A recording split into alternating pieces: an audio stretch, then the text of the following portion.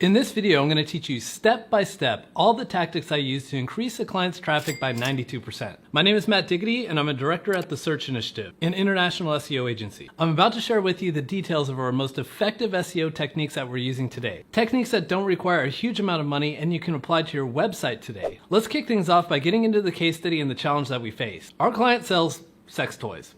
God, it was so dirty. And if you've ever worked in a gray niche like this, you know that everything is harder. No pun intended. Links are harder to get, so we came up with an AI-based link building technique to solve the problem. Content is harder to get written, because how many dildo experts are there really on the internet? Actually, probably a lot. And to make matters worse, freaking Amazon was their main competitor. If you're facing similar issues and authority sites like Reddit or Outlook India are kicking your ass, pay attention here. You're about to learn an outreach link building technique that leverages ChatGPT to get better results and doesn't require any expensive tools to perform, a topical authority content strategy that gets you fast traffic, some UX best practices that Google and users love, and how to properly optimize category pages for maximum traffic. But before I go Giga Knowledge Bomb mode, if you like case studies like this one, please let me know by smashing the like button and I'll get more of them made for your viewing pleasure. Okay, let's kick things off with an AI-based link building approach using ChatGPT. People have two common complaints about link building. The first is that it's too expensive. Not only are there expensive tool costs, but bloggers usually ask for money to post links on their site. You can often get free links if you make your outreach emails more custom, personal, and fun to read, but that takes time. Ain't nobody got time for that. The process I'm about to show you solves all of this. First things first, instead of using an expensive tool, you can use ChatGPT for finding relevant websites you're going to reach out to. I recommend using GPT-4 in conjunction with the Web Pilot plugin enabled. To do this, go to Settings and Enable Plugins. Go back to the chat and open the plugin dropdown and select Web Pilot. This enables ChatGPT to scan live websites as opposed to relying on its training data from 2021. Here's your prompt. Using the Web Pilot plugin for ChatGPT, please give me a list of 25 popular websites within the Enter Your Niche. Additionally, please find me 10 popular online forums and communities and put them at the bottom of your list. In this example, we'll use the audio technology niche. And would you look at that? Music tech, midnight music blog, and the links are clickable. Man, ChatGPT is leveling up. And down here we get the communities like Gear Sluts. Okay then. Next, you need to get the contact details of these websites so you can pitch them your AI optimized link request. You can usually find email addresses on the Contact Us page of the website, but if you're unable to find one, you can use free credits from Hunter.io, which has a Chrome extension that allows 25 searches per month for free. This is what it looks like when using their web interface. Hunter found 21 email addresses for this super relevant audio tech site. Now here's the most important part of the process, the email pitch. Your pitch is the deciding factor on whether you get a link or not. If you've listened to any of the experts on how to outreach for backlinks, you'd know that if you customize and personalize the shit out of your emails, you'll get a better result. So here's how to use ChatGPT to do just that. Your prompt. Using the Web Pilot plugin for GPT, please write a blogger outreach pitch to insert prospective website URL here with the goal of writing a guest post for their site. Please include a subject line.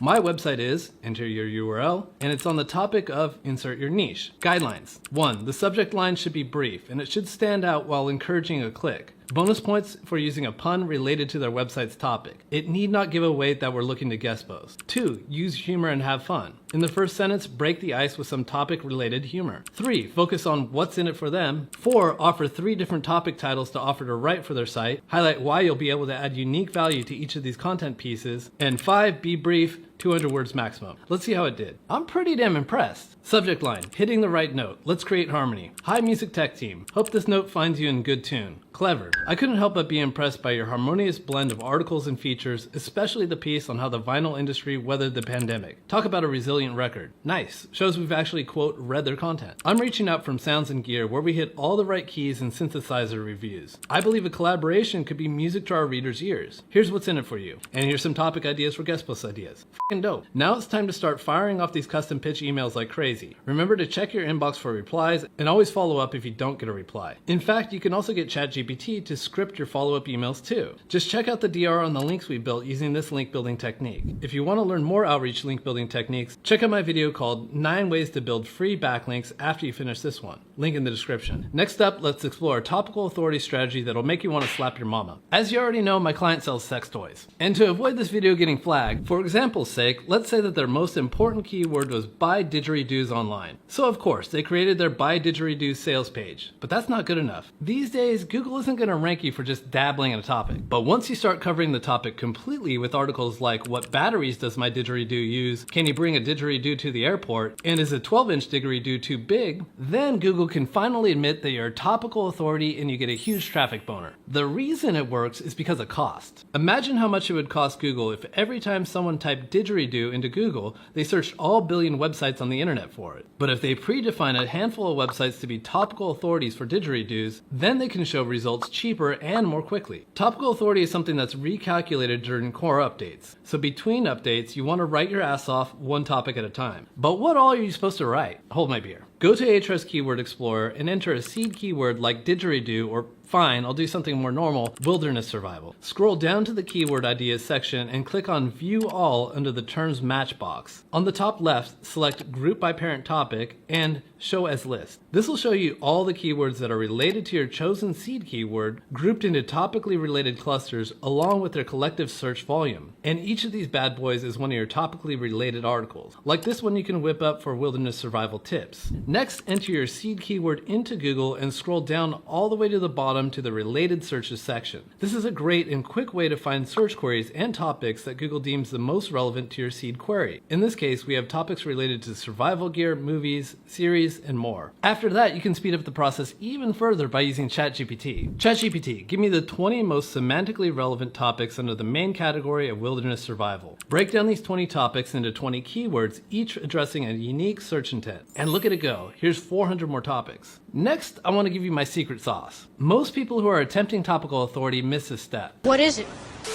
If you're an expert on a topic, wouldn't it make sense that you know about rising trends too? Trends that might not show up yet in typical SEO tools. Go to Google Trends and type in your main category like coffee roasting. Then filter by rising and you'll end up with brand new breakout topics like the roasting party, whatever that is. And don't sleep on the hot section of niche subreddits, which uncovered this Vienna Coffee Festival. Toss this into ChatGPT to rewrite and you got your own festival review. By the way, Google loves when you cover breaking news. We just saw in the helpful content update that they don't like sites that are overly monetized. Having a news section is a great way to showcase that you're not. Now that you know everything you need to write it well. For that, check out my video called How to Write Content That Ranks #1 on Google after you finish here. Now I want to get into user experience optimization, a ranking factor that is exponentially growing in importance. Now there's a lot of different factors that contribute to experience. Bounce rate, dwell time, page loading speed, a secure website, mobile friendliness, navigation, and readability, but the big mama is goal completion, namely quick goal completion. If you just focus on this, you've done 90% of the work. What does this mean?